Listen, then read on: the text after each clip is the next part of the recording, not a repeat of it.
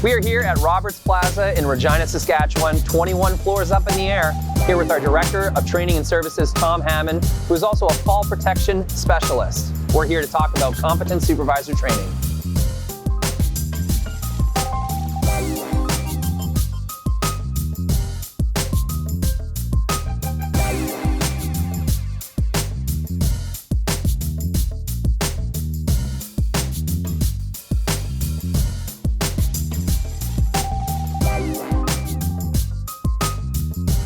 So I keep hearing this word competent and competent supervisor. What does this term mean?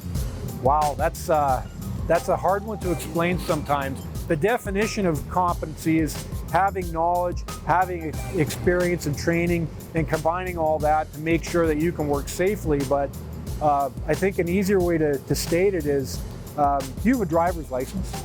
Yeah, I'm assuming you do. You drove here.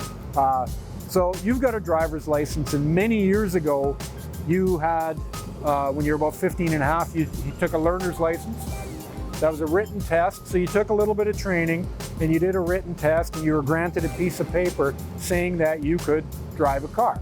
And then, for 6 months until you turned 16, you got to practice, and typically you drive with an experienced driver like your parents, and they teach you the rules of the road. Does that sound a little bit like competent supervision? Yeah. So, a fall protection training certificate is a learner's license, just like you got when you're 50, or you received when you're 15 and a half. And then you work under competent supervision until you're ready for an evaluation. Remember taking the road test?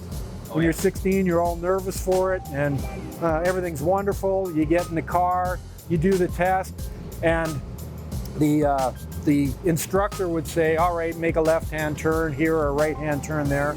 And you remember, they also made you parallel park. They still do that. Why?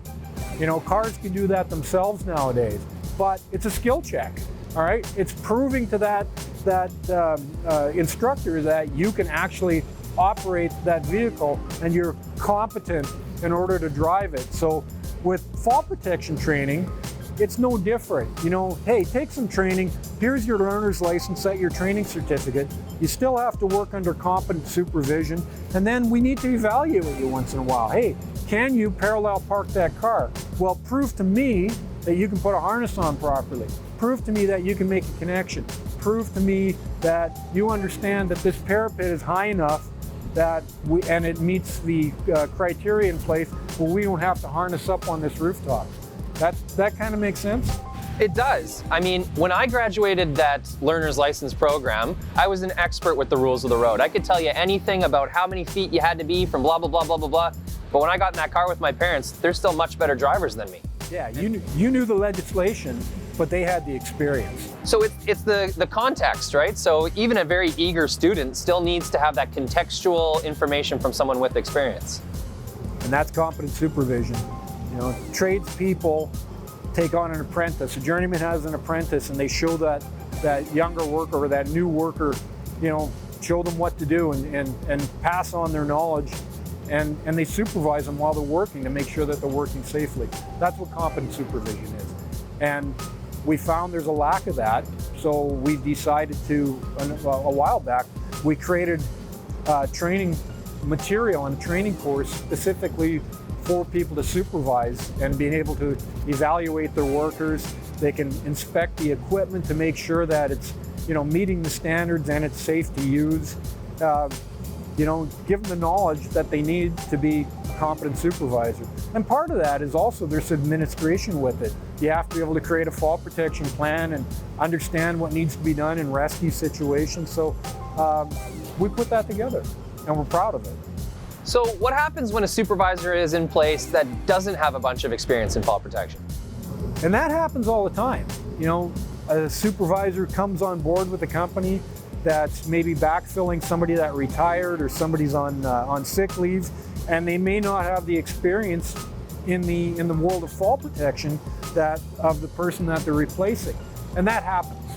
So if somebody's supervising activities and they don't understand what's going on, they should probably take a course, you know, take some competent supervisor training so they can understand, so they can make those corrections when people have deficiencies. so they can evaluate that worker, so they can make sure they're doing it right.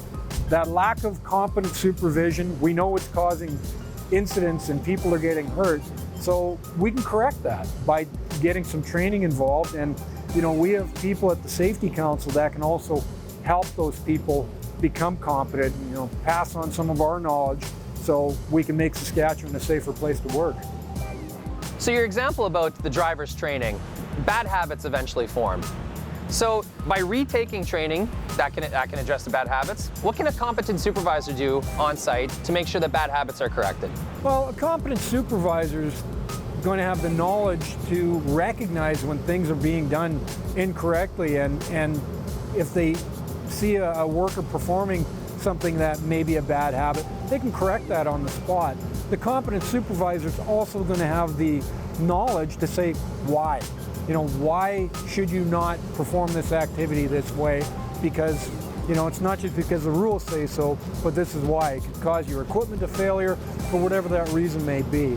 But if we can explain it that way, and that the competent supervisor can then use that correction of a bad habit as a training opportunity to make that worker work safely. And hopefully that worker will share the knowledge with their other workers, right? And that's just going to give us a snowball effect and keep everybody working safely. So having that champion or that competent supervisor on staff is very important, because everybody will see that and they can all benefit from working safely and pass that knowledge on to each other. Nobody wants to get hurt at work.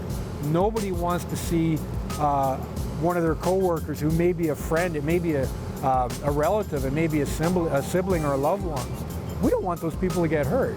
So that competent supervisor can share that knowledge, and that will continue to get passed down. So correction of bad habits is very important. We want bad habits to be corrected.